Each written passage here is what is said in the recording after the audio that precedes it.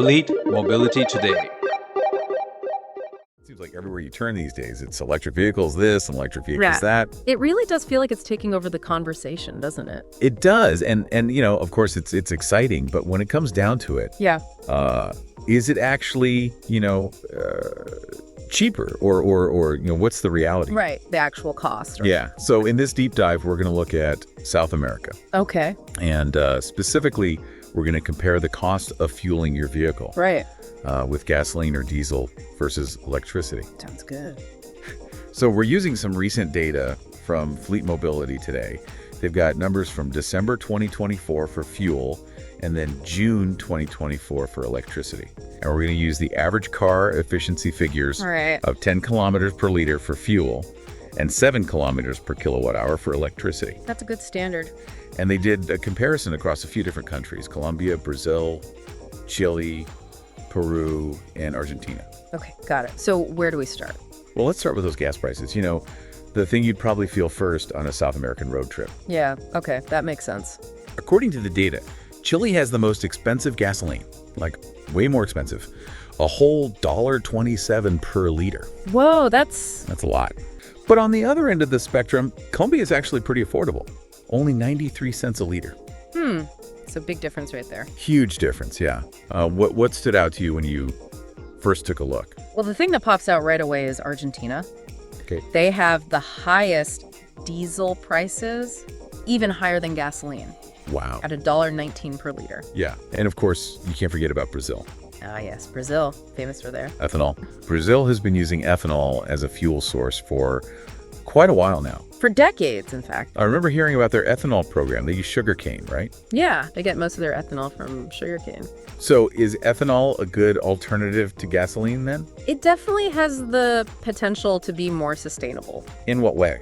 Well, since it's plant-based, it can be a renewable fuel source if it's produced responsibly. Right. So let's switch gears a little bit. Okay. And look at the electricity prices. All right.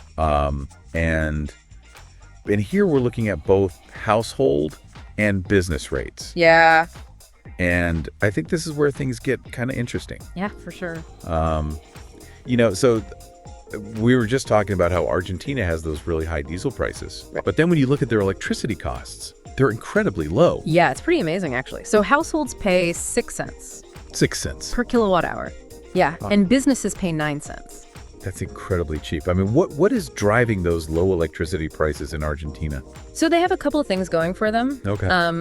One, they have abundant natural gas reserves. Okay. And that plays a big part in their electricity generation. Okay. And then on top of that, the government actually subsidizes electricity.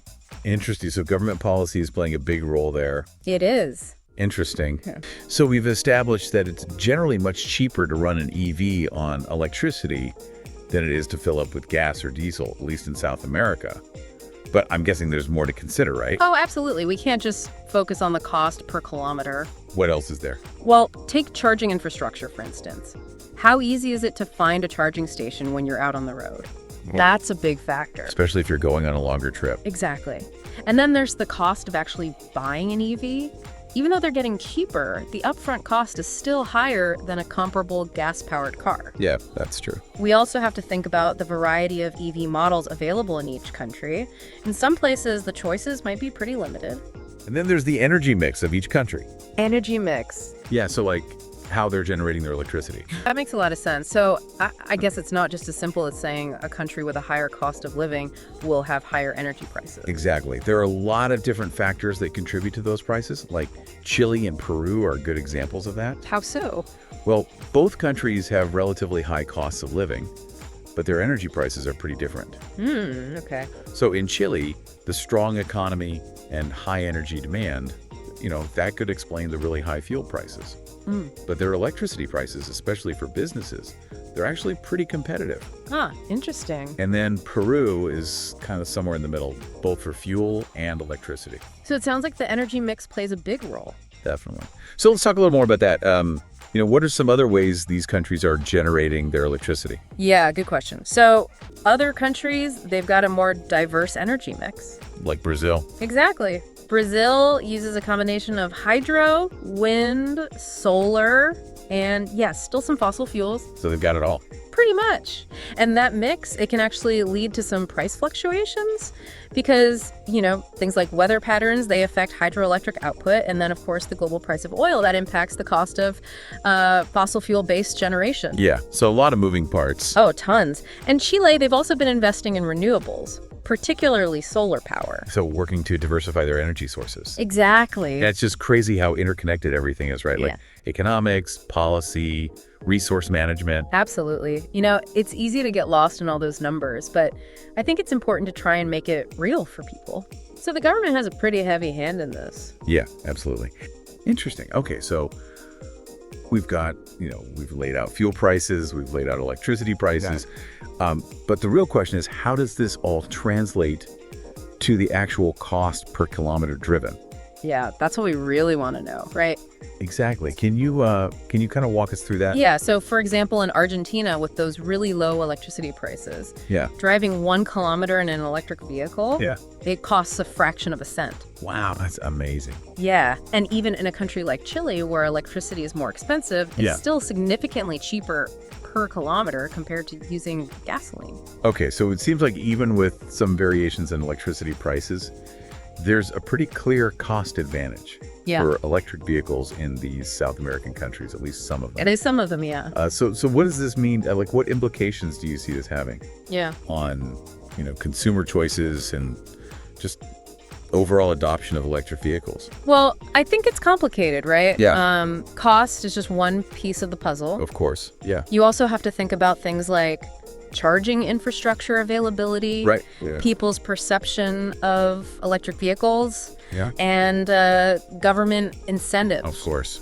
So, even though in Argentina, those running costs might be really low, they don't have a ton of charging stations yet. Right. So that could really slow things down. Right. And then even in the countries where maybe the electricity is a little more expensive, but it's still cheaper than gas. Right.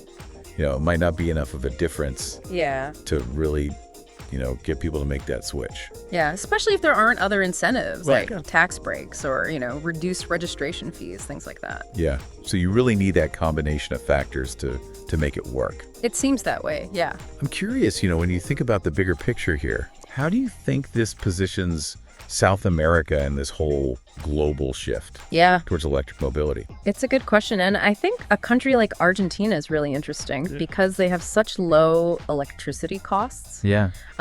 Could we see them sort of leapfrogging ahead? Wow. Even though their EV market is less developed compared to other nations? It's a really good question. And I think it just goes to show how all these factors, resource availability, energy policies, market readiness, all these things are going to come together to shape the future of, electric vehicles in South America. Absolutely. And beyond. And beyond. Well said. Thanks so much. Yeah, this was great. Thanks for having me. Absolutely. Yeah.